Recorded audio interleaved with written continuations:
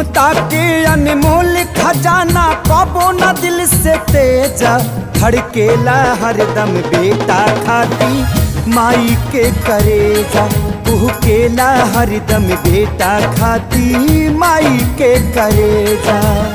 ए भैया, आज हम जौन सुनावत तानी अपना माई से सुन ले बनी कि माई के ममता का होला और बेटा के दिल का होला।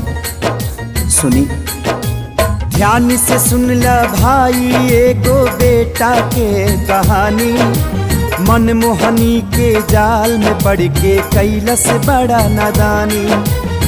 भैया, जब वो कोठा के लड़की से वो लड़का के प्यार हो गई तो वो कहा शर्त रखलस, सुनी।